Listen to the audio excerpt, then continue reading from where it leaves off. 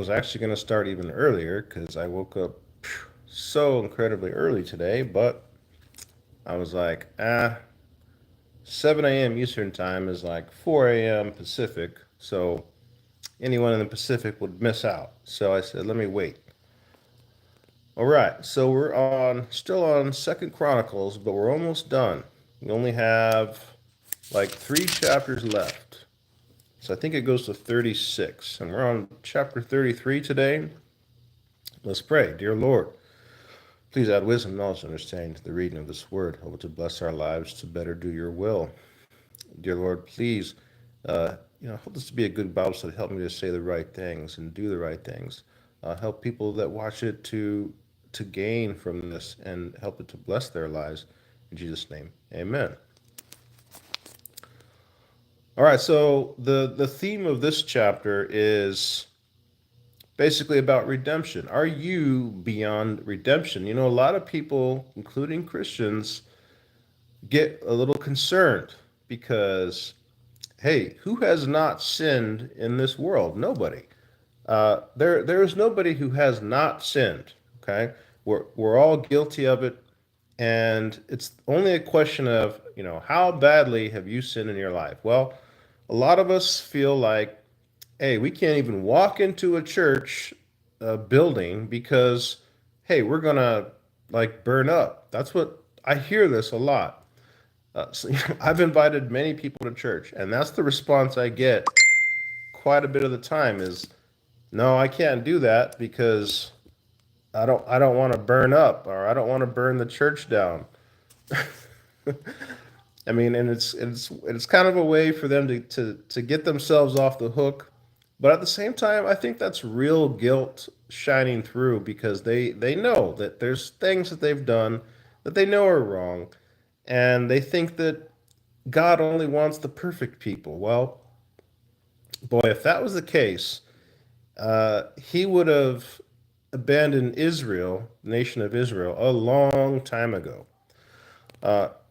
Because as we're going to read about Manasseh, the son of Hezekiah, who Hezekiah was, one of the best kings of Judah, who followed God so much, even though he did stumble in his, following of God, he didn't follow God, in every possible way, which who can, right?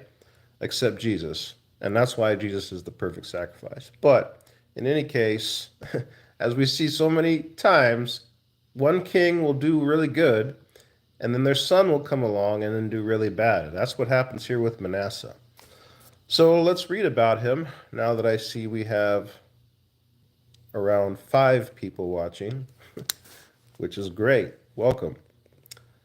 And if you are watching, say hello so I know who's watching. And if you want me to subscribe to your channel, just subscribe to mine. And I usually go through the list and try to subscribe to everyone's channel. Hello, capybara. Capybaras are so cool. I want a capybara. Um, yeah, I need to have a capybara. Someday I'm going to have a capybara. All right. So, capybara doesn't have a channel. Oh man, I need to get a channel. Why?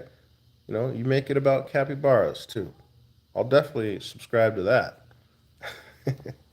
Okay, so here we go. Chapter 33. Manasseh rules in Judah.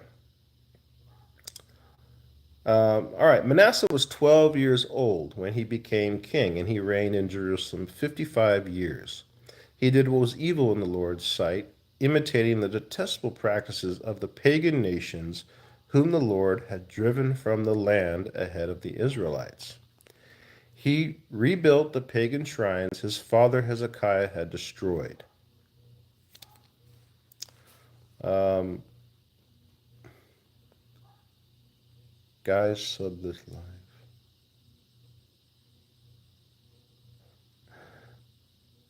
Thank you, Capybara Sings, and it says the goat is the guys sub this live. I'm not sure what you meant by that. Anyways, so verse 3, he rebuilt the pagan shrines his father Hezekiah had destroyed. He constructed altars for the images of Baal and set up Asherah poles. He bowed before all the stars of heaven and worshiped them. He even built pagan altars in the temple of the Lord, the place where the Lord had said his name should be honored forever. Okay? Verse 5, he put these altars for the stars of heaven in both courtyards of the Lord's temple. Manasseh even sacrificed his own sons in the fire in the valley of the son of Hinnom.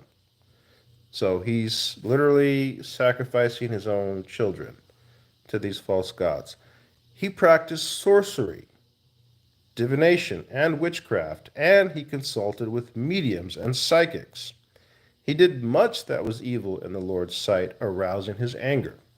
Manasseh even took a carved idol he had made and set it up in God's temple, the very place where God had told David and his son Solomon, quote, "My name will be honored here forever in this temple and in Jerusalem, the city I have chosen from among all other tribes of Israel.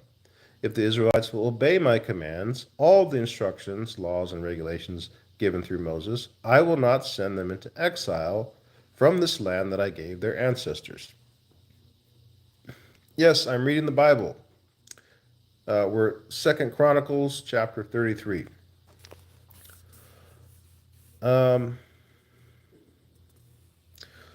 Verse 9, but Manasseh led the people of Judah and Jerusalem to do even more evil than the pagan nations whom the Lord had destroyed when the Israelites entered the land.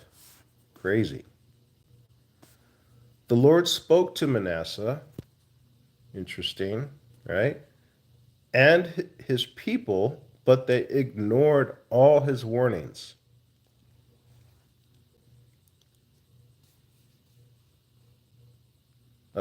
Capybara, you said you have school tomorrow. How old are you? Verse 11, so the Lord sent the Assyrian armies, and they took Manasseh prisoner. They put a ring through his nose, bound him in bronze chains, and led him away to Babylon. You're 7? There's no way you could be 7. How are you finding this? How are you finding this channel?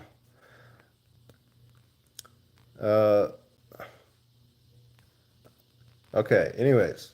But while in deep distress, Manasseh, all right, now this right here is what this chapter is all about. This chapter is all about for me. Verse 12, but while in deep distress, Manasseh sought the Lord his God and cried out humbly to the God of his ancestors. And when he prayed, the Lord listened to him and was moved by his request for help. So the Lord let Manasseh return to Jerusalem and to his kingdom. Manasseh had finally realized that the Lord alone is God.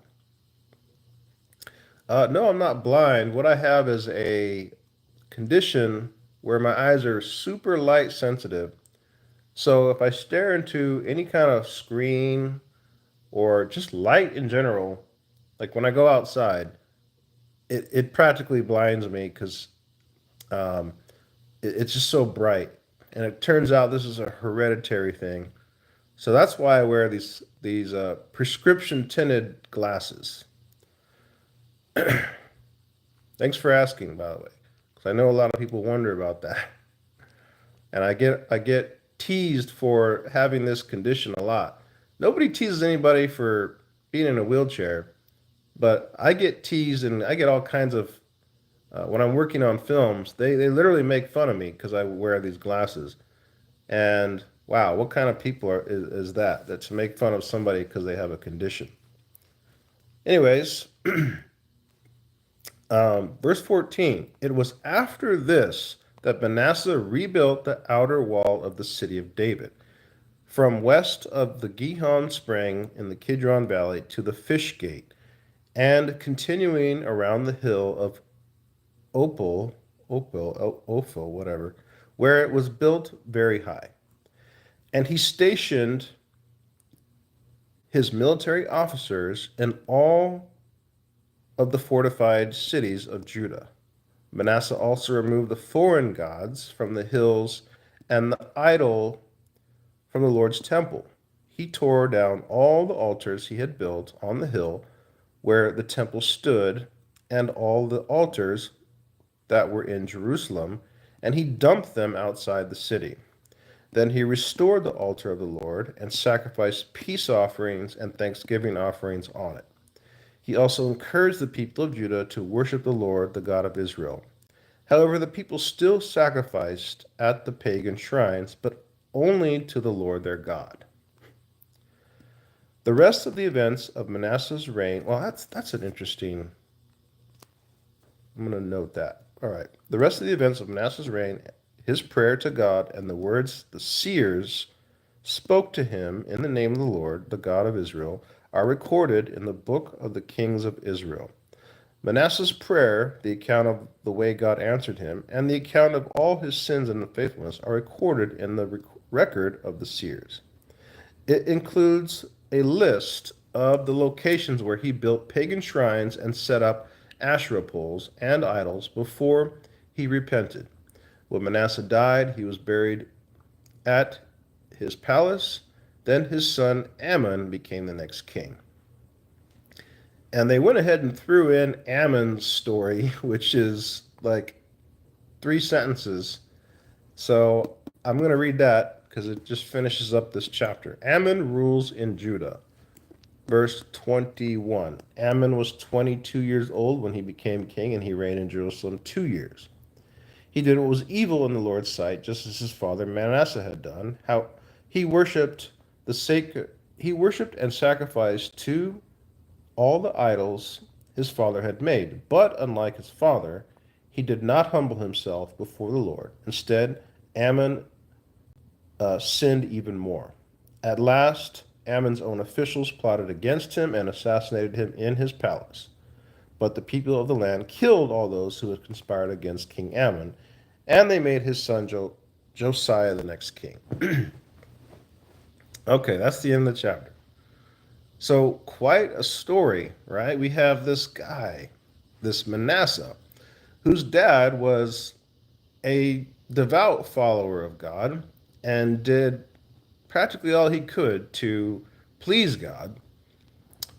And then yet the apple doth fall far from the tree when it came to Manasseh. But even Manasseh, despite his, just abysmal start as a king, he managed to turn himself around. How? Through humility, right? Through humility.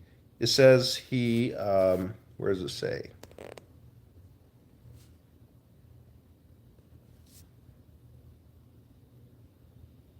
Uh-oh. Did I not mark it?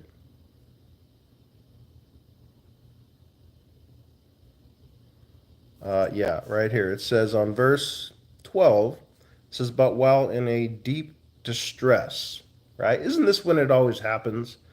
It's either, when we're in distress, yeah, pretty much when we're in distress, that's when we tend to want to either call on God for help or blame God for our situation. Even those of us, or rather those of you, uh, who don't believe in God or are currently, they believe in evolution. Like I used to be an atheist. We're all born atheists, pretty much, right? Is there anyone watching here that was born a believer in God? I highly doubt it. We have to come to God at some point in our lives, right? And I know early in my life, I used to think maybe evolution was the answer, or different things, right? I was exploring different things. But nonetheless, when something bad happened to me, what would I do? I would get mad at God. Why are people who who claim they don't believe in God getting mad at him for when things go wrong in their life, right? I think the answer is because inherently we know deep inside that God is real, right? And we don't know how we know, but we just know instinctively because when, you know, the poop hits the fan, that's what we do. We either call on God for help or we cry out to God and blame him for our situation.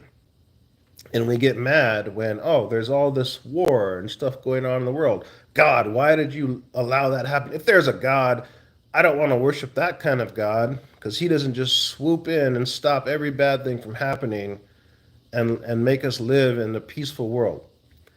No, God is not overbearing like that. Okay, he's not a forceful God. He doesn't force us to do anything. He has boundaries and limitations and rules, but he doesn't make us follow them. He wants us to do it willingly. He respects our sovereignty, right?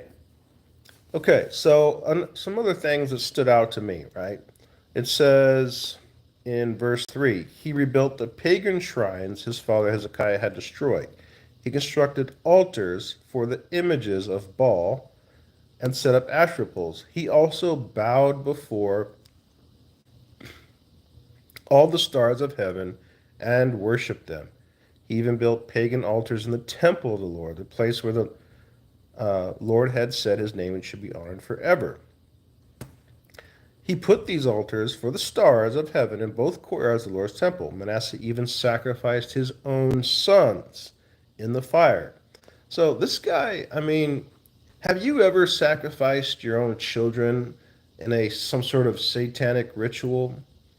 Have you basically just outright spit in God's face and on God's, temple?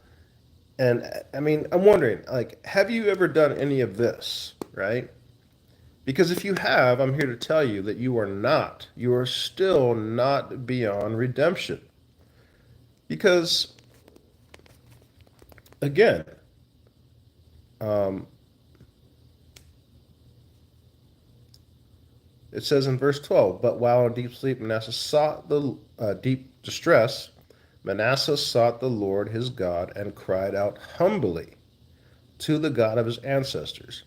And when he prayed, the Lord listened to him and was moved by his request for help. So the Lord let Manasseh return to Jerusalem and to his kingdom, because he was exiled at this point.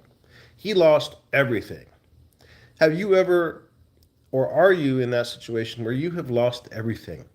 Okay, you don't have God in your life. You cursed God at some point, and now you've lost everything, and you think that, okay, I deserve this. This is what I get, and God doesn't love me, and He's never going to, and there's nothing I can do about it. There is, but you have to approach God correctly, which is in humility, right? Even if you're not pure in your current state, approach God humility and do your best to purify yourself. But God listens to us. He loves us. This is how much he loves us, that this guy, Manasseh, this king, could spit in the Lord's face and lead his entire nation of people, God's people, down the wrong path. I mean, imagine how many souls went to hell because of Manasseh and his piss poor leadership. People were worshiping these idols left and right, dying. You don't get to go to heaven at that point. So he's responsible for a lot of people for filling hell with souls, essentially. And yet God still forgave him because he humbly requested God to forgive him.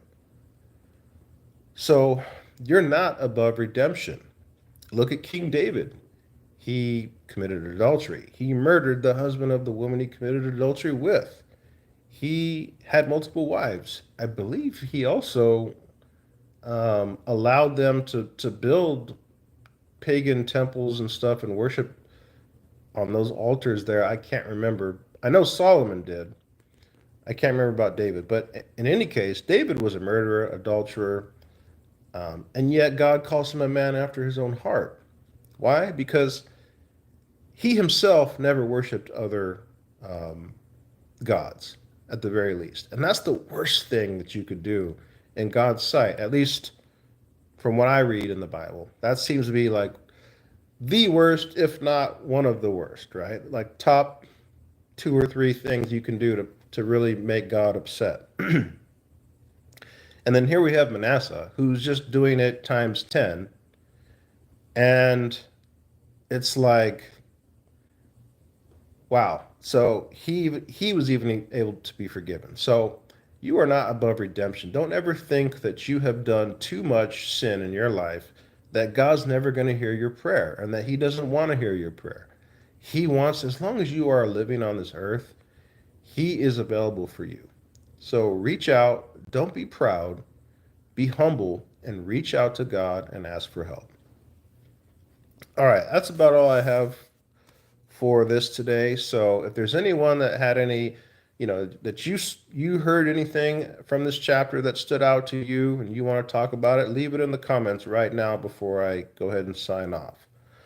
All right, we have Rodolfo says David had an affair with Jonathan. No, he didn't. I don't know where you got that. Surpassing the live of women. This is what David said of Jonathan. Love of women. Yeah, that doesn't mean they had an affair. You ever heard of brotherly love? Do you have a brother, Rodolfo, or do you have a close friend who's like a brother? That's the kind of love they're talking about, right? They're not talking about sexual love. Come on, man. You're reaching there, and if that's what you want to believe, I don't know why, but you can go ahead and believe that if you want. But we have to be very, very careful about reading into things in the Bible that aren't there. Too many people do this. Pastors are very guilty of this. And they create basically false doctrine because they're reading into things too much.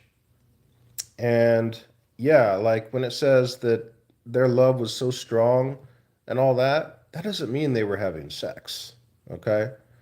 So it never once says that they're having sex. Yeah, you can respond in capital letters all you want, man. It doesn't change anything. It doesn't ever say that they were in an intimate relationship like that. Okay? So I don't know where you get that. That's just weird. That's weird. I don't know why you'd even want to think that. Rodolfo. Yeah, man. All right. Anything else from anybody?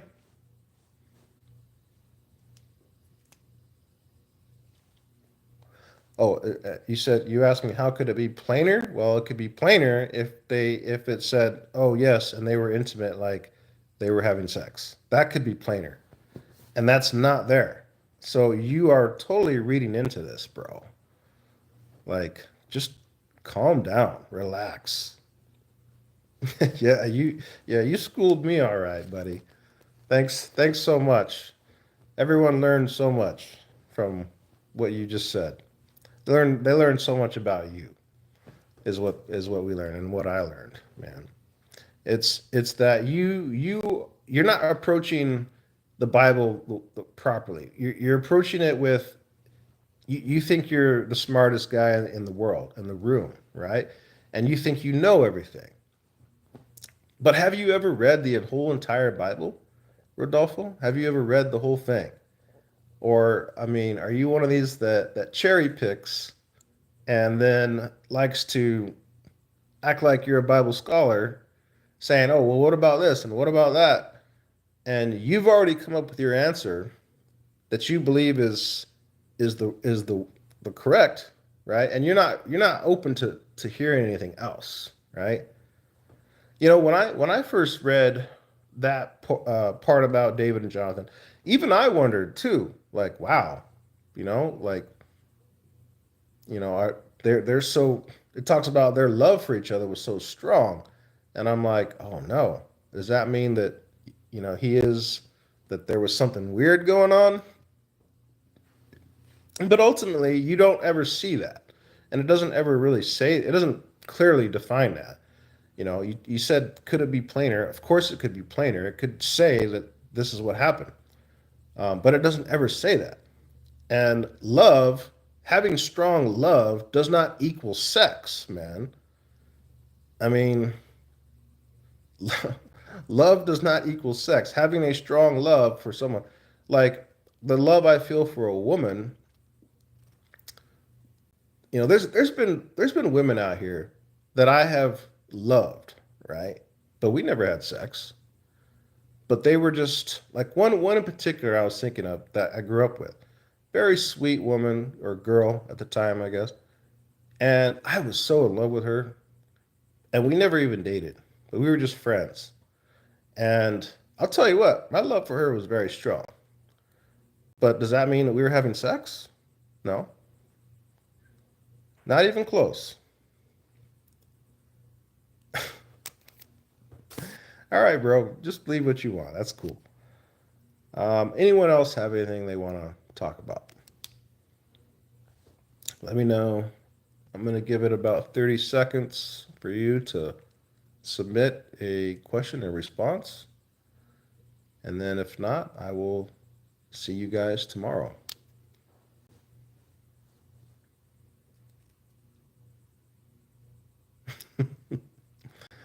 All right, so we are going to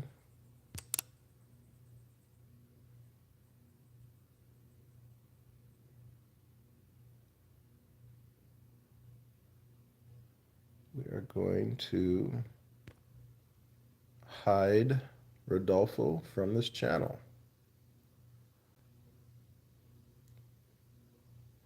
Okay. Yeah, if you're a knucklehead and you're gonna come on here and say knucklehead things, that's cool. You're just gonna get blocked. Nobody has time for that.